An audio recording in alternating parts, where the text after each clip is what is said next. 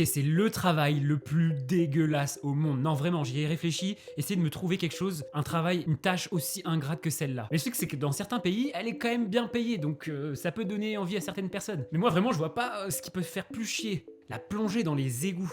Ça existe depuis l'invention des toilettes, c'est un peu obligatoire si tu veux.